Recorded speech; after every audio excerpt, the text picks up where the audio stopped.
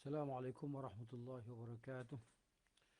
Bismillah, innal hamdalillah wassalatu wassalamu ala Rasulillah wa ala alihi wa man walah. Rabbi shrah li sadri wa yassir li amri wahlul 'uqdatam min lisani yafqahu qawli.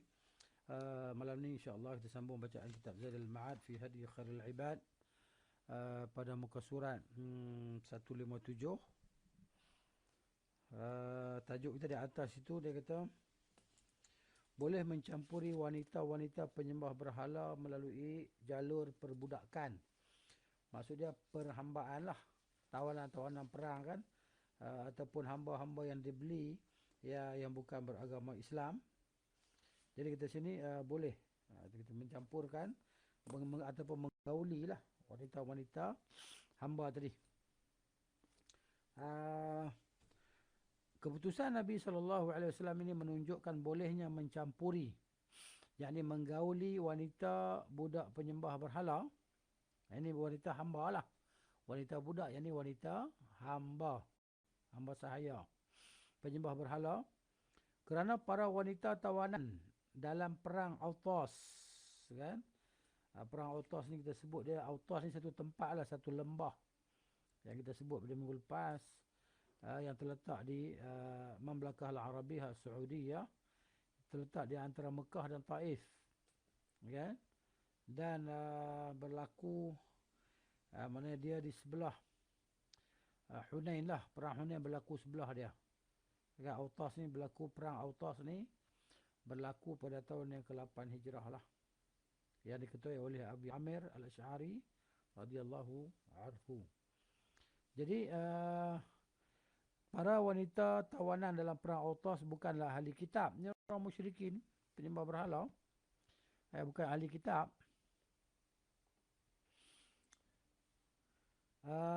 Rasulullah SAW juga tidak mempersyaratkan keislaman mereka kalau mereka mahu dicampuri, yakni kalau mereka mahu digauli ataupun dijima' lah. Dan juga tidak menetapkan adanya penghalang untuk mencampurinya,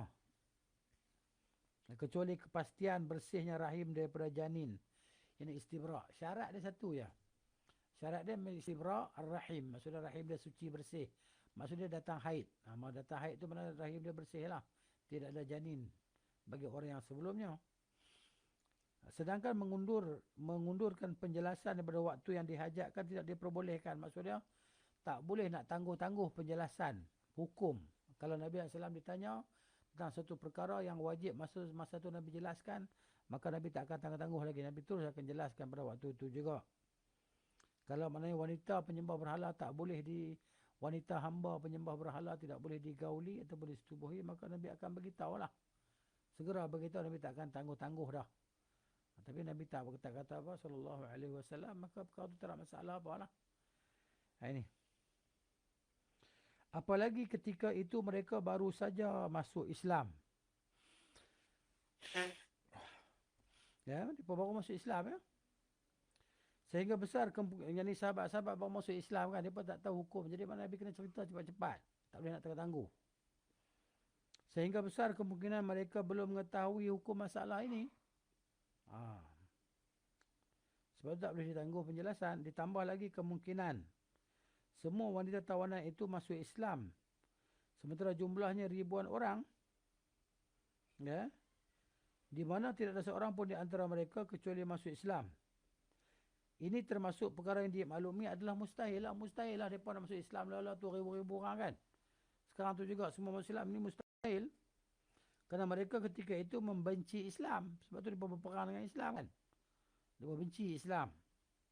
Dan mereka belum mempunyai pengetahuan, minat dan kecintaan kepada Islam yang mengharuskan mereka semua bersegera untuk masuk Islam.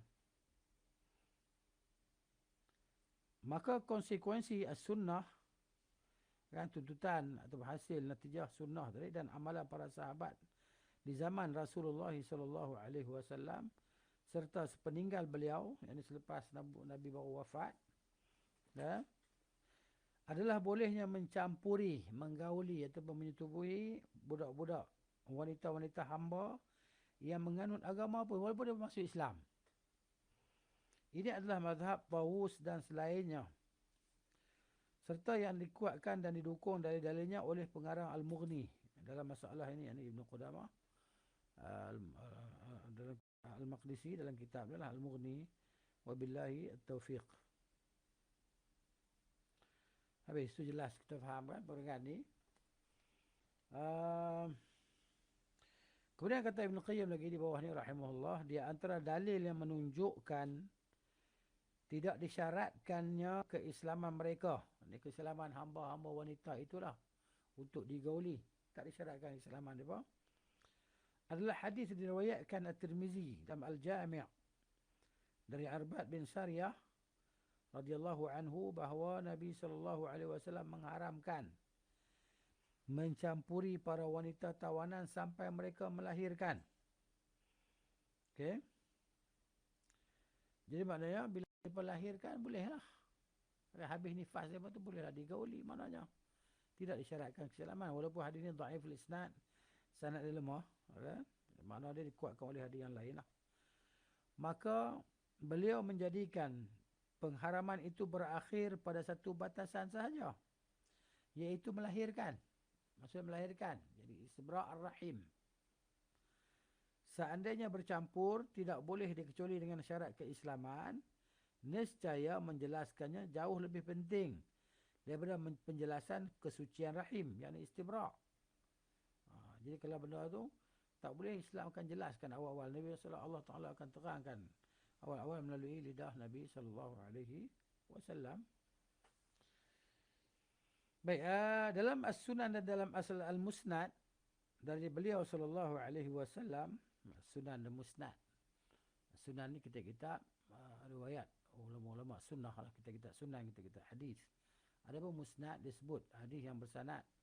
Umpamanya dia himpun sanad seorang sahabat tu satu bahagian. Contohnya sanad Abu Bakar. Semua hadis tu riwayat daripada Abu Bakar. Sanad Umar. Semua hadis sanad daripada Umar. Kan? Abu Hurairah semua daripada Abu Hurairah. Jadi maknanya dia panggil kitab yang musnad, yang bersanad, sanad disusun. Kan? Dia ikut kadang dia ikut huruf hijaiyah kadang-kadang. Jadi dari beliau sallallahu alaihi wasallam, la yahillu limri'in muslim, la yahillu, tidak halal limri'in, bagi seseorang, yu'minu billahi wal yawmil akhir, yang dia beriman dengan Allah dan hari akhirat, ayyaqa ala imra'atin, bahawa dia menyetubuhi satu wanita tawanan, hatta yastabri'aha, sehinggalah dia, maknanya biarkan rahimnya itu bersih. Mana datang haid lah, datang haid, lepas tu dia suci pada haid, maka masa tu bolehlah nak disetubuhi, maknanya hamba wanita tadi lah, hamba ataupun tawanan tadi. Itu maksudnya. Kemudian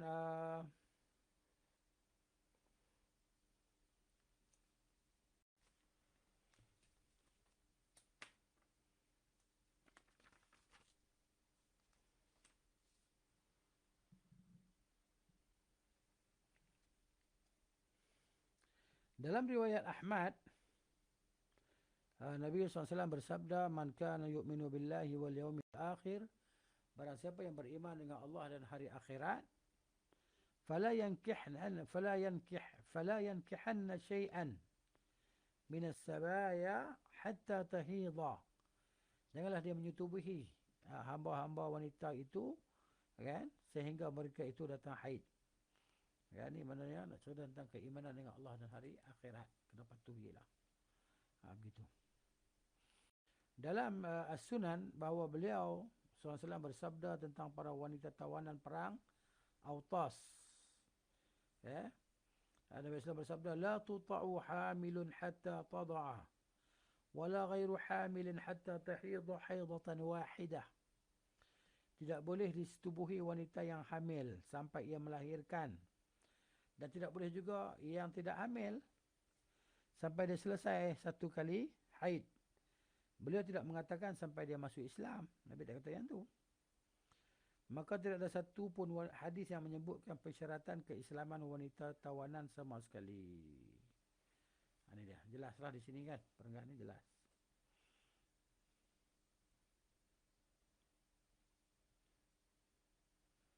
Kemudian faslun. Fasal. Hukum beliau sallallahu alaihi wa alihi wasallam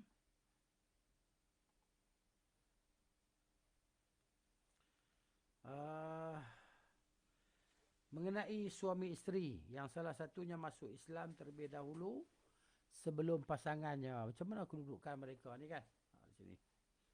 Cuba tengok.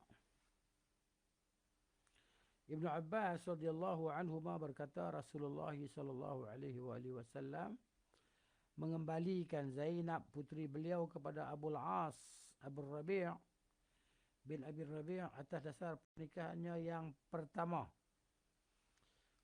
Maksud gitu. Dan beliau tidak memperbaharui apa pun, tak ada akad baru apa pun, akad lama. Ada riwayat Ahmad, Abu Dawud dan Tirmizi dalam sebuah lafaz setelah 6 tahun. Satu riwayat kata setelah 6 tahun baru Abul As masuk Islam. Nabi surah kembalikan kepada Abul As tadi isteri. Apa nama dia tadi? Itu anak saudara anak kepada Nabi sallallahu alaihi wasallam, Zainab. Jadi baginda tidak mengadakan akad nikah baru.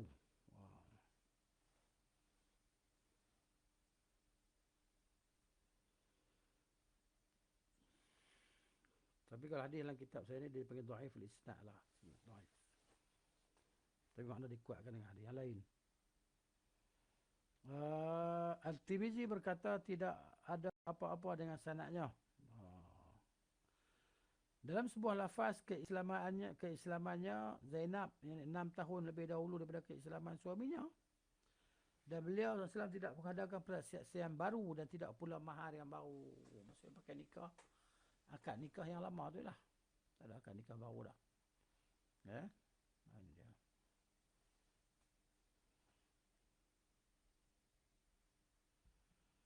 Abdullah bin Abbas radhiyallahu anhuma berkata ada seorang wanita yang masuk Islam pada zaman Rasulullah sallallahu alaihi wasallam, lalu dia menikah lagi.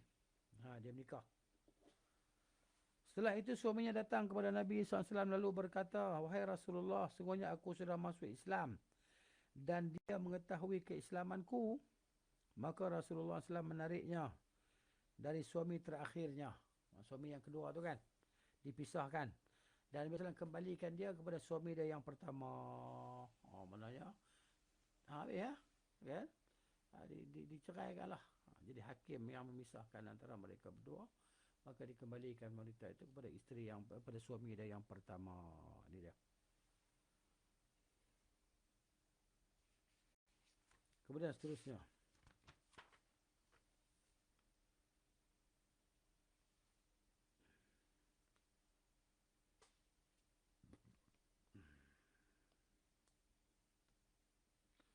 Dia juga berkata ada seorang lelaki yang datang dalam keadaan berislam pada zaman Rasulullah sallallahu alaihi wasallam, kemudian isterinya yang baru masuk Islam setelahnya datang.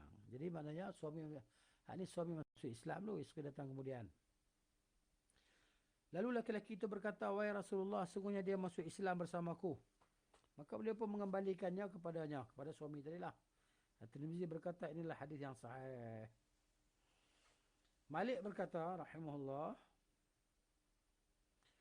sesungguhnya Ummu Hakim bintul Harith bin Hisham masuk Islam pada hari Hudaybiyah. Hari Hudaybiyah yang berlaku pada bulan Zulqa'dah tahun yang ke-6 Hijriyah.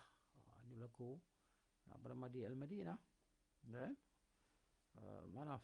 Bukan di Madinah, ketika Nabi SAW nak pergi ke buat umrah kan. Di Mekah lah, di satu tempat yang bernama Hudaybiyah. Itu ini dia. Jadi maknanya Ummul Hakim bin Al-Harith bin Hisham masuk Islam pada hari Hudaybiyah. Iaitu 6 tahun hijrah, selepas hijrah lah. Di Mekah, sedangkan suaminya Ikrimah Abu Jahal melarikan diri dari Islam sampai dia tiba di negeri Yaman. Dia lari pergi ke Yaman. Ikrimah bin Abu Jahal ni. Maka Ummu Hakim mengadakan perjalanan sampai dia berhasil menyusul suaminya ke Yaman. Dia cari suami dia. Kemudian dia mengajaknya untuk memeluk Islam, maka dia pun masuk Islam, lalu dia mendatangi Rasulullah SAW pada hari Fathu Makkah, hari pembukaan kota Makkah.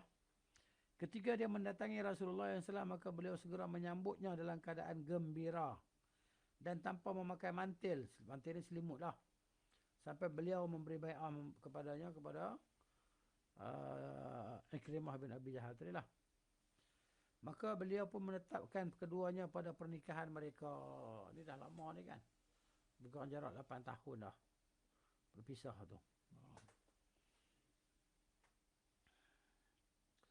Dia yang Imam Malik berkata, tidak pernah sampai khabar kepada kami bahawa ada seorang wanita yang berhijrah kepada Allah dan Rasulnya sallallahu alaihi wasallam sementara suaminya masih kafir dan menetap di negeri kafir, melainkan hijrahnya itu memisahkan antara mereka berdua.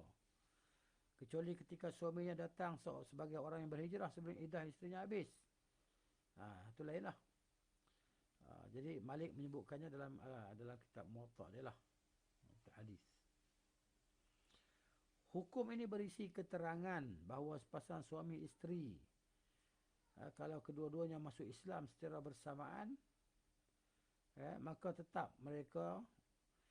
mereka tetap berada di atas pernikahan mereka dan tidak perlu dipertanyakan bagaimana proses pernikahannya sebelum Islam, apakah sah atau tidak, sepanjang doktor yang membatalkannya tidak nampak, kan?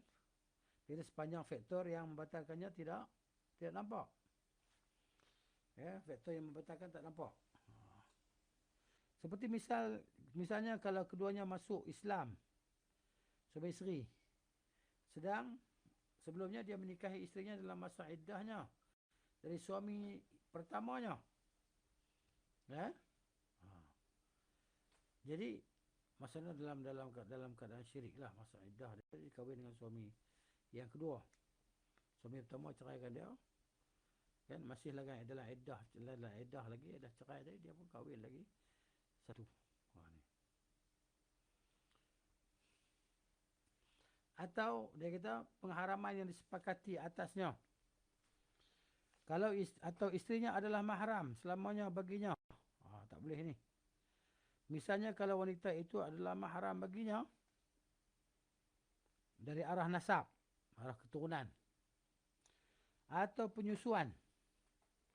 Jadi tak tahu wanita tu adik-beradik dia, saudara dia, kan, berlaku perpisahan, kan, dia tak tahu, maka dia kahwin. Itu. Atau penyusuan, atau dia termasuk wanita yang tidak boleh digabungkan dengan wanita lain bersamanya, seperti dua orang wanita yang bersaudara. Jika ini dikahwin dengan adik dan kakak dia kahwin, tak boleh. Kemudian ataupun isteri kelima dan selebihnya, kan? Maksudnya bila sebelum zaman jahiliah, sebelum Islam dia kahwin 5-6 orang isteri dia. Bila sampai Islam, dia hanya boleh pilih satu sahaja. Ini dia.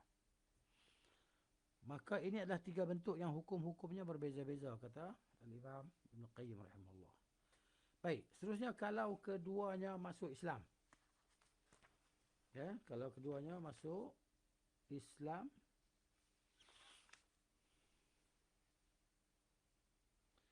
sedangkan keduanya adalah mahram kerana nasab, mahram kerana keturunan,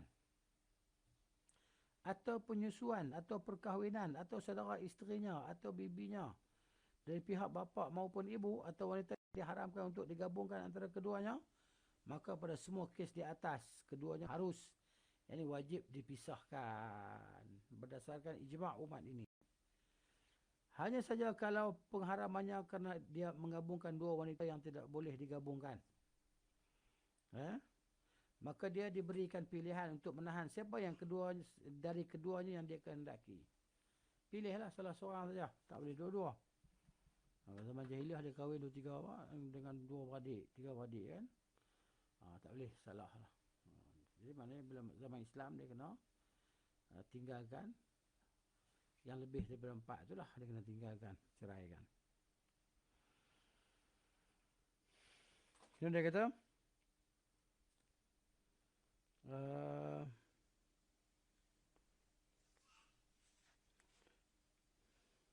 Kalau wanita itu adalah putrinya dari hasil perzinaan, maka keduanya harus dipisahkan.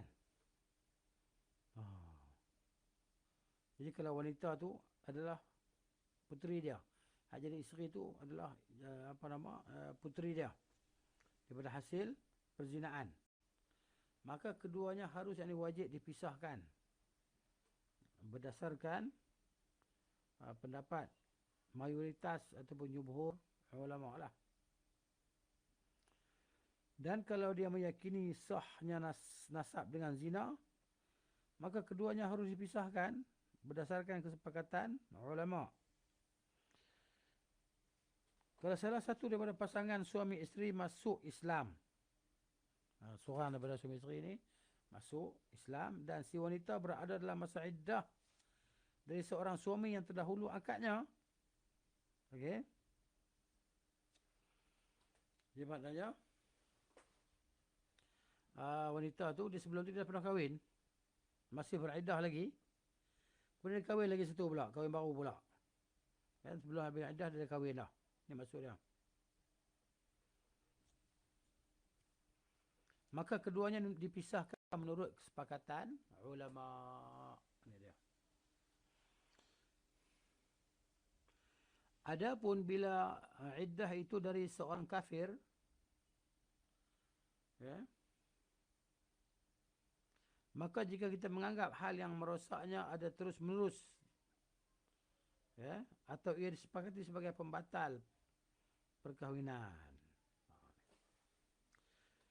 maka keduanya tidak dipisahkan kerana iddah seorang kafir tidak berlangsung terus menerus, dan hal ini tidak mencegah terjadinya pernikahan menurut ulama yang menganggap tidak sah pernikahan orang-orang kafir dan menjadikan hukumnya sebagai hukum zina. Okey, ada tulis sini.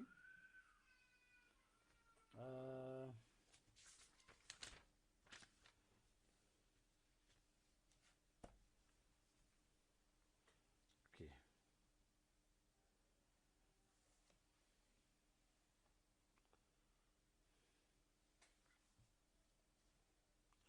Kemudian kata Ibn Qayyim lagi bawah tu rahimahullah, kalau salah seorang daripada kedua pasangan suami isteri masuk Islam, sementara isteri dalam keadaan hamil kerana perzinaan sebelum akad nikah, maka ada dua pendapat. Keduanya dibangun di atas dasar apakah hal membatalkan itu ada, atau pembatal itu disepakati atasnya. Ini dia. Kemudian ada kata kalau keduanya masuk Islam, jadi suami isteri masuk Islam melalui akad tanpa wali, tak ada wali kan, akad ya, atau tanpa saksi-saksi, atau dalam iddah dan ketika itu sudah selesai, ketika itu si laki-laki memadukannya dengan saudarinya, tetapi kemudian saudarinya itu telah meninggal atau dia adalah isterinya yang kelima, maka pernikahannya dengan semua bentuk di atas diterima. Dia kata, okay, maksudnya kalau dia asal orang agama apa, dia masuk Islam ikut agama dia, maka agama dia diterima lah. Baik,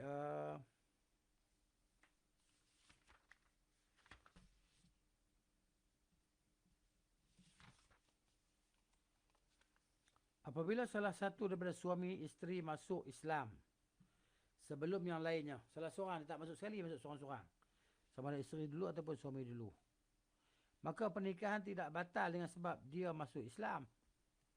Pernikahan tidak batal. Baik, itu di sini.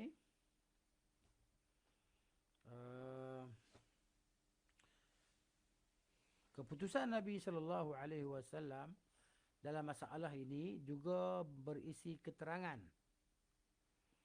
Kalau salah seorang daripada pasangan suami isteri masuk Islam terlebih dahulu sebelum yang lainnya, maka nikahnya tidak batal. Dengan keislaman dia. baik keduanya dipisahkan oleh hijrah ataupun tidak. Kerana sama sekali tidak pernah diketahui bahawa Rasulullah SAW memperbaharui pernikahan suami isteri yang salah satunya lebih dahulu masuk Islam daripada yang lainnya. Ini dia. Memadai lah. Maka para sahabat pun demikian. Banyak di antara mereka yang suaminya baru masuk Islam sebelum isterinya. Dan ada yang isterinya sebelum suaminya. Dan sama sekali tidak pernah diketahui dari seseorang pun di antara mereka bahawa dia dan isterinya mengucapkan syahadah ulang secara bersamaan. Ini termasuk perkara yang tidak diketahui, tidak pernah terjadi sama sekali. Ini dia. Jadi perenggan ni harap jelaslah. InsyaAllah ada tak sahabat-sahabat kita di sini ya. Tak tahu faham ataupun tidak ya. Kalau faham, alhamdulillah. Tak faham kita jelaskan lagi. Apa nama? InsyaAllah lah kalau kita baca kita boleh tahu lah apa yang kita tak faham insyaAllah. Boleh tanyalah nanti. Kita cuba nak fahamkan apa nama? Perenggan-perenggan dalam muka surat ni kan. Sebab itu berpandukan kepada kitab yang dalam bahasa Arab kita asal lah. Takut kita terjemahan kita pun tersilap kan. Baik.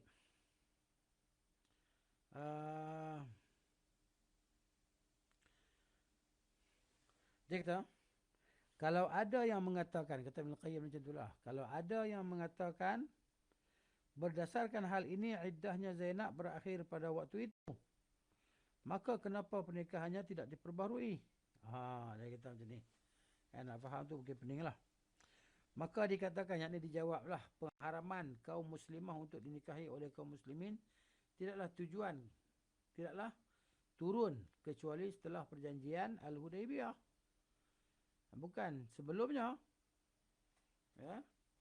Maka pernikahan tidak dihukumi batal ketika itu kerana belum disyariatkannya hukum ini dalam masalah ini. Ya. Ini kata siapa tahu tadi kan. Setelah turunnya hukum yang mengharamkan mereka nikahi oleh kaum musyrikin, Abu Abbas pun memasukkan Islam dan isterinya dikembalikan. Dia pun masuk Islam dan isterinya dikembalikan kepadanya. Ini dia.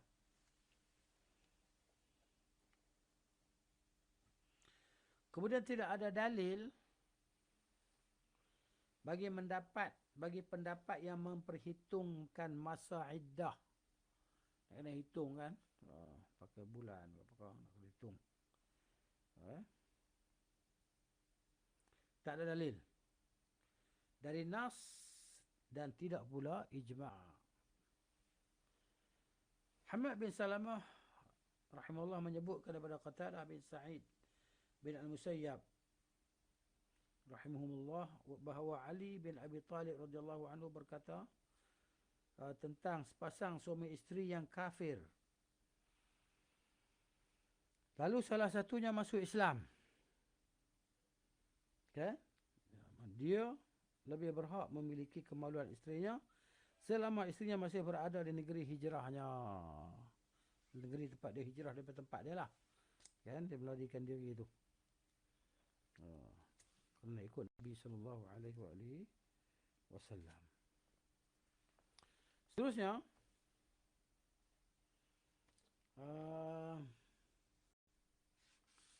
Sufyan bin Uyainah menyebutkan.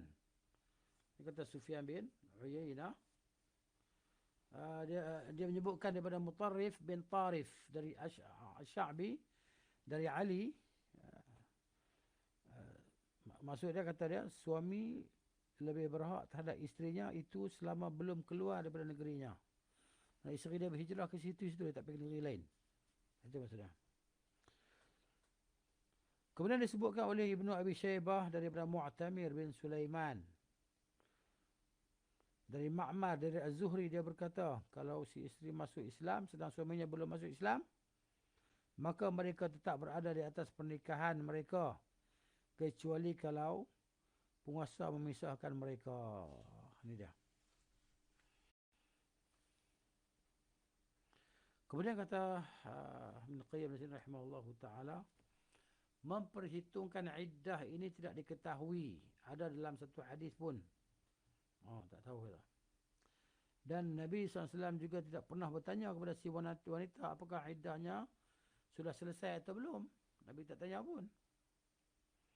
Tidak diragukan seandainya hanya faktor keislaman yang memisahkan antara keduanya, maka tentunya perpisahan mereka itu bukanlah perpisahan yang masih bisa kembalilah. Perpisahan yang kita kata yang raj'i ini kan. Tapi justru perpisahan yang tidak bisa kembali, yang dibain, maka iddah tidak terpengaruh dalam status pernikahan, dia kata. Maka iddah tidak berpengaruh dalam status pernikahan. Dia hanya berpengaruh dalam melarang orang lain untuk menikahinya. Seandainya masuk Islam telah memastikan perpisahan antara keduanya, maka suaminya tidak berhak terhadapnya walaupun dalam masa iddah. Akan tetapi yang ditunjukkan oleh hukum beliau SAW adalah bahawa nikahnya didiamkan.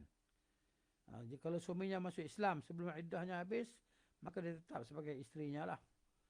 Dan kalau iddahnya selesai, maka dia, wanita itu boleh menikahi siapa saja yang dia kehendaki. 4 bulan 10 hari. Dan kalau dia mahu, maka dia boleh menunggu suaminya. Sehingga kalau suaminya akhirnya masuk Islam, maka dia adalah tetap sebagai isterinya tanpa berhajat untuk memperbaharui pernikahan. Ini. Perenggan ini jelaslah, insyaAllah. Mudah-mudahan kita baca kan.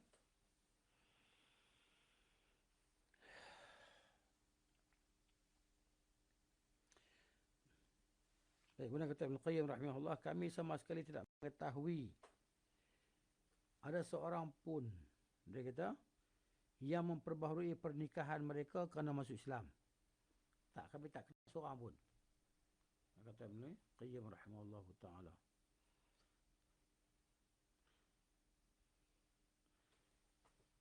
Baik. Bahkan kenyataan yang terjadi adalah salah satu daripada kedua perkara. Keduanya berpisah. Dan isterinya menikah lagi dengan suaminya atau keduanya tetap sebagai suami isteri. Walaupun keislamannya sang isteri belakangan atau sebaliknya. Mana angan-angan dia dah rosakkan dia lah. Ini. Atau mengesahkan perpisahan mereka atau memperhitungkan masa iddah.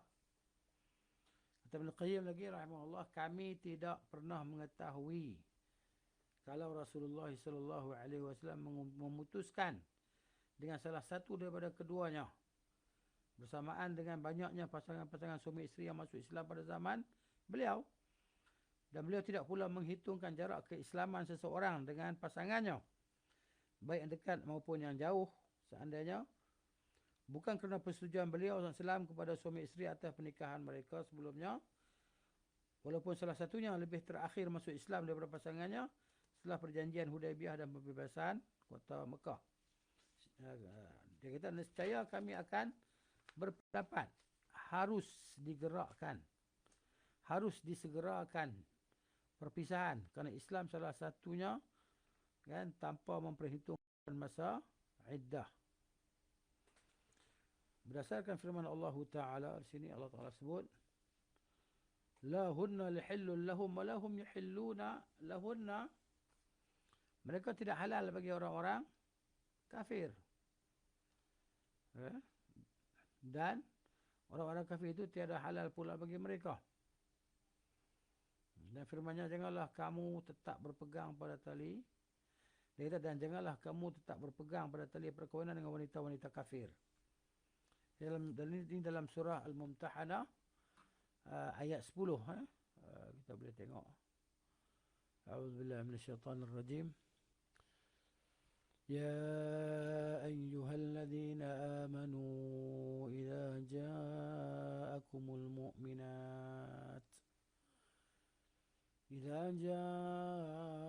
المؤمنات مهاجرات فامتحنوهن الله أعلم بإيمانهن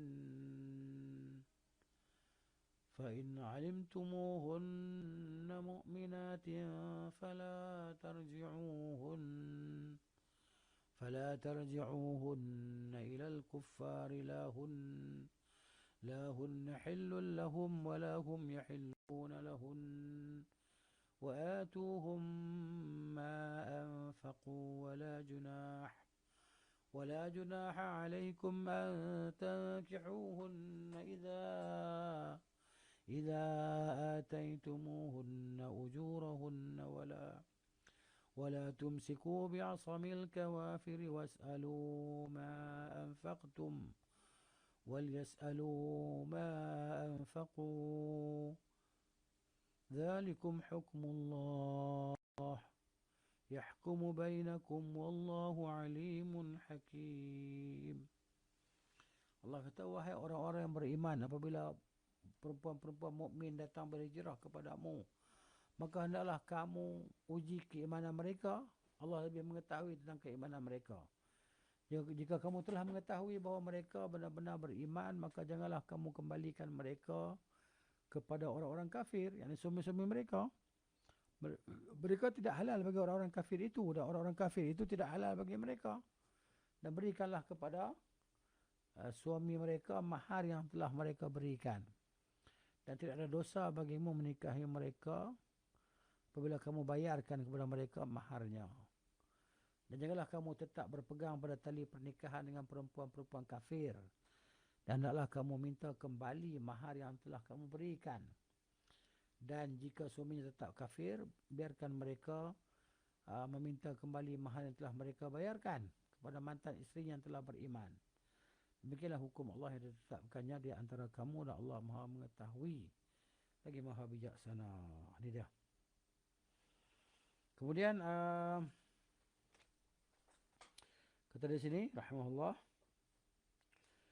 dan nasihat kami juga akan berpendapat bahawa keislaman itu adalah sebab perpisahan, dan semua yang merupakan sebab perpisahan akan diikuti oleh perpisahan. Seperti penyusuan, khulu' dan talak. Ini adalah pendapat yang dipilih oleh Al-Khallal rahimahumullah. Abu Bakar temannya, ini adalah pendapat yang dipilih oleh Al-Khallal Abu Bakar temannya. Ibnu Munzir dan Ibnu Hazam juga adalah ini juga adalah madhab Al-Hasan, Tawus, Ikrimah, Qatadah dan Al-Hakam. Ibnu Hazam berkata, ini adalah pendapat Umar bin Al-Khattab radhiyallahu anhu. Jabir bin Abdullah, Ibnu Abbas, dan merupakan pendapat Hammad bin Zaid, Al-Hakim bin Utaibah, Sa'id bin Jubair, Umar bin Abdul Aziz, Adi bin Al-Kindi, Al-Sha'bi dan selain mereka. Aku berkata, dan ini adalah salah satu daripada dua riwayat dari Ahmad.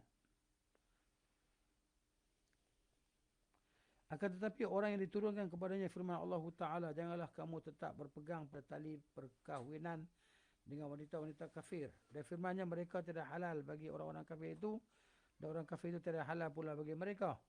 Beliau tidak memutuskannya, harus disegerakannya perpisahan. Baik. Kemudian Imam Malik meriwayatkan dalam Al-Muwatta.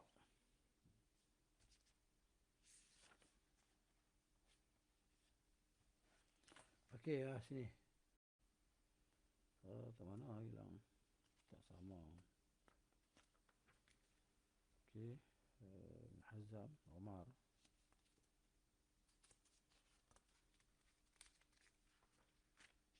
Okey. Kata Imam Malik rahimahullah, dalam Muwatta daripada Ibnu Syihab, dia berkata jarak waktu antara keislaman Sufyan, keislaman Safwan bin Umayyah dengan kediaman isterinya, yakni anak perempuan kepada Al-Walid bin Al-Mughirah, hanya sekitar sebulan. Isterinya masuk Islam saat Hudaybiyah, yang ke-8 Hijrah tu kan. Sedangkan Safwan tetap tinggal sampai dia menyaksikan Hunain dan peristiwa Taif dalam keadaan kafir. Kemudian dia masuk Islam, dan Nabi SAW tidak memisahkan keduanya dan isterinya, tetap berada di sisinya dengan pernikahan itu. Ibn Abdul Bar berkata, kemasyhuran hadis ini lebih kuat daripada sanadnya.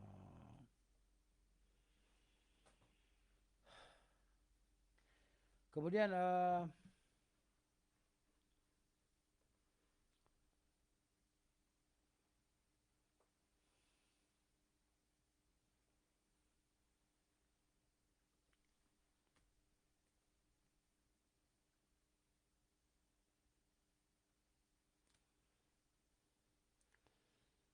dia kata sedangkan Safwan tetap tinggal sampai dia menyaksikan Hunain dan peristiwa Taif dalam keadaan kafir. Kemudian dia masuk Islam dan Nabi SAW tidak memisahkan keduanya. Kan? Ini dia dan isterinya lah. Dan isterinya tetap berada di sisinya dengan pernikahan itu. Ibn Abdul Abbar berkata kemasyhuran hadisnya lebih kuat daripada sanadnya. Kita baca tadi dah ni.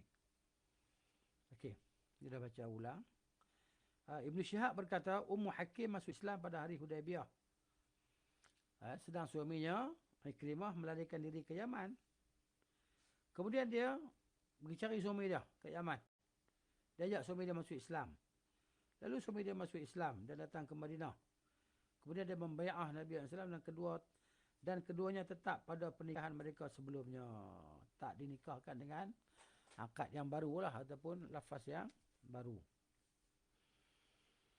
Kemudian termasuk perkara yang diketahui secara pasti bahawa Abu Sufyan bin Harb keluar daripada Mekah. Lalu dia masuk Islam pada peristiwa pembebasan kota Mekah. Sebelum Nabi SAW masuk Mekah. Sebelum Nabi masuk Mekah. Sedangkan Hindu isterinya belum tidak masuk Islam kecuali setelah Rasulullah menguasai Mekah. Lalu keduanya tetap pada pernikahan mereka sebelumnya. Ni. Baik.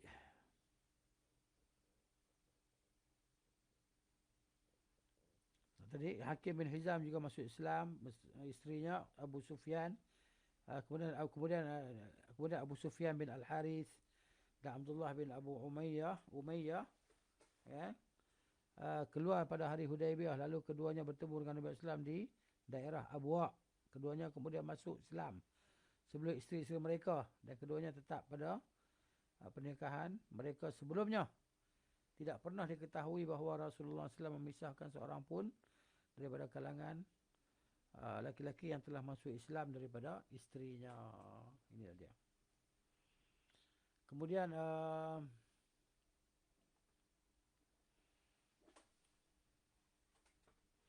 kebatilan jawapan mereka yang mengatakan memperbarui nikah bagi yang masuk Islam.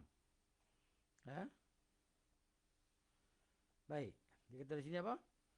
Jawapan orang yang mengatakan memperbaharui pernikahan orang yang masuk Islam adalah jawapan yang berada pada puncak kebatilan. Dan termasuk mengatakan atas nama Rasulullah SAW tanpa ilmu. Kesepakatan suami isteri dalam melafazkan kalimat Islam secara bersamaan dalam satu waktu juga sudah diketahui bersama bahawa waktu itu tidak pernah terjadi. Tak pernah jadi kan. Suami isteri ni masuk Islam lafaz serentak. Ya. Macam mana seorang dah Islam, seorang belum Islam lagi. Itu maksud dia. Kemudian kata Syekh di sini rahimahullah, bantahan bagi yang mengaitkan perpisahan dengan berakhirnya iddah.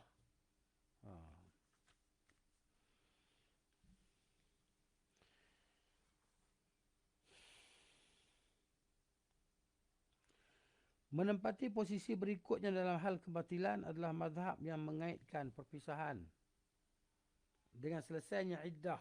Suami isteri dia kan. Meski ada dalil-dalil yang mendukungnya, meskipun ada dalil-dalil yang mendukungnya, menyokongnya lah. Kerana mazhab ini berdasarkan asar-asar yang memiliki sanad terputus. Ini munqati'. Seandainya asar-asar ini sahih, maka tidak boleh berpendapat dengan selainnya. Itu dia. Ibnu Syubrumah berkata, manusia di zaman Rasulullah sallallahu alaihi wasallam. Ada yang suaminya masuk Islam sebelum isterinya, dan ada yang isterinya sebelum suaminya. Sehingga siapa saja di antara keduanya yang masuk Islam sebelum iddah isterinya selesai, maka dia tetap menjadi isterinya. Jelas kan? Perenggan ni jelaslah. Dan kalau dia masuk Islam setelah selesainya iddah, sudah dah habis, maka tidak ada lagi hubungan pernikahan di antara keduanya. Dan telah berlalu ucapan At-Tirmizi pada awal fasal ini. Ini dia.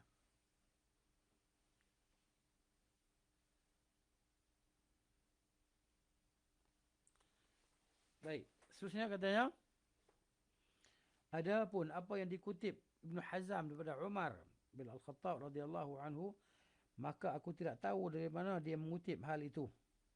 Ya. Padahal yang masyhur adalah sebaliknya. Kerana telah dinukil melalui jalur yang sahih daripada Nabi SAW,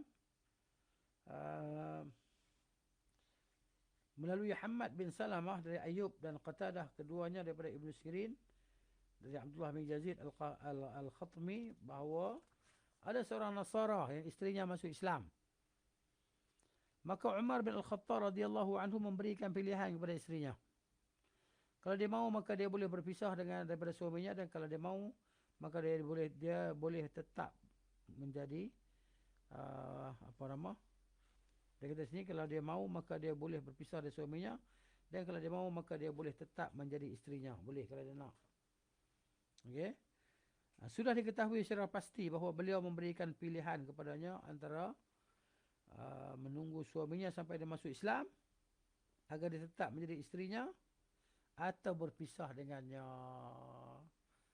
Itu dia. Demikian pula telah dinukil melalui jalur sahih daripada beliau bahawa ada seorang Nasara yang isterinya masuk Islam.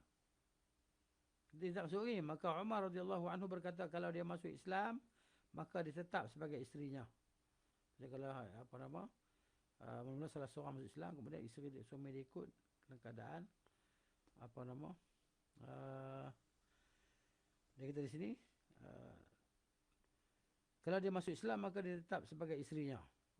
Dan kalau dia tak masuk Islam, maka pisahkan antara keduanya. Namun dia tidak masuk Islam, maka keduanya pun dipisahkan. Cerita tadilah tentang seorang Nasara dan isterinya tadi. Itu. Demikian pula beliau berkata kepada Ubadah bin An-Nu'man At-Taghlabi yang isterinya telah masuk Islam. Okay? Kata Nabi SAW, kamu masuk Islam atau aku memisahkannya darimu? Maka dia enggan, sehingga beliau pun memisahkannya darinya. Itu dia, tak mau. Kemudian dia kata di sini, semua asar yang tegas ini bertolak belakang dengan apa yang diriwayatkan Abu Muhammad bin Hazm daripada beliau. Dia meriwayatkan dan menjadikannya sebagai riwayat-riwayat lain. Abu Muhammad hanya berpegang dengan asal-asal yang di dalamnya disebutkan disebutkan bahawa Umar radhiyallahu anhu, Ibn Abbas dan Jabir radhiyallahu anhum memisahkan antara seorang lelaki dengan isterinya kerana keislaman. Akan tetapi itu adalah asal-asal yang mujmal dan tidak boleh dan tidak tegas menunjukkan harus disegerakannya pemisahan. Kalaupun sahih, maka juga telah sahih daripada Umar dan juga dari Ali apa yang telah kami paparkan sebelumnya. Wabillahi at-taufiq. Habis ini adanya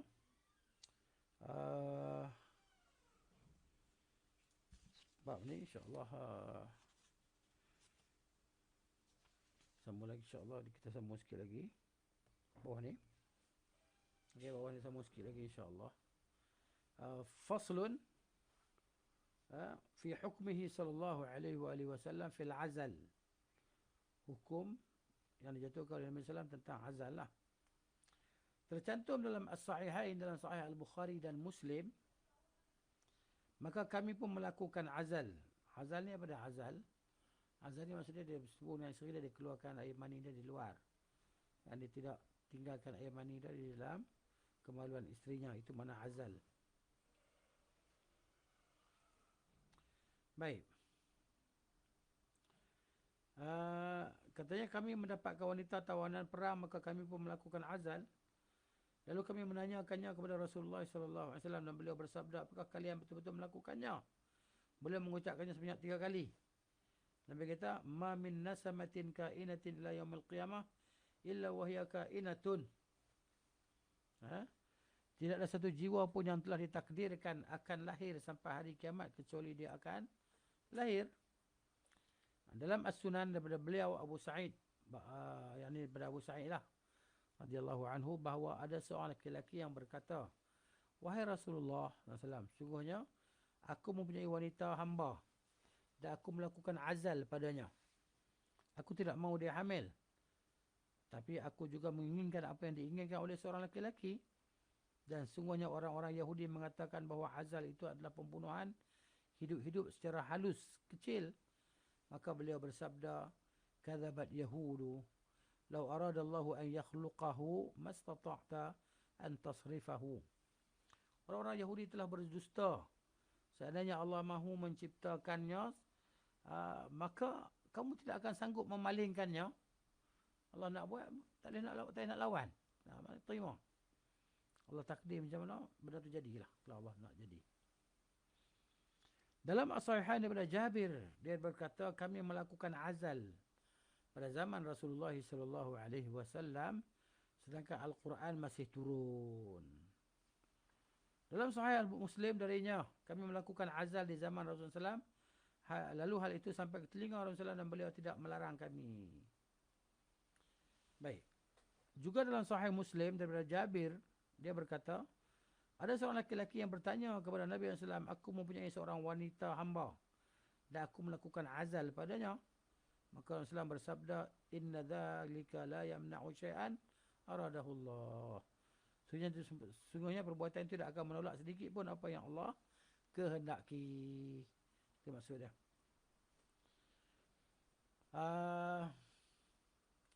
Kemudian dia, yakni Jabir berkata, maka laki-laki tadi datang lagi dan berkata, wahai Rasulullah, sesungguhnya wanita hamba yang aku dulu aku ceritakan kepadamu sekarang sedang hamil. Maka Rasulullah bersabda, aku adalah hamba Allah dan Rasulnya. Juga dalam Sahih Muslim daripada Usamah bin Zaid, dia berkata, ada seorang lelaki yang mendatangi Rasulullah SAW lalu berkata, wahai Rasulullah, sungguhnya aku melakukan azal pada isteriku. Maka Rasulullah bertanya, kenapa kamu melakukannya? Dia menjawab, aku kasihan terhadap anaknya. Atau dia mengatakan terhadap anak-anaknya.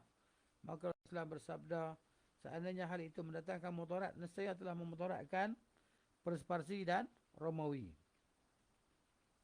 Sebab dia buat macam tu. Dalam Musnad Ahmad dan Sunan Ibn Majah daripada hadis Umar bin Al-Khattab radhiyallahu anhu, dia berkata, Rasulullah SAW melarang melakukan azal pada wanita merdeka kecuali dengan izinnya. Isteri kita izin boleh lah.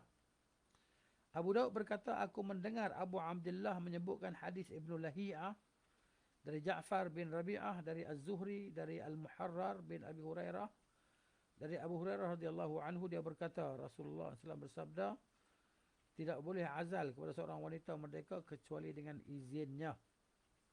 Maka dia, ini Abu Abdullah berkata, betapa mungkarnya hadis ini.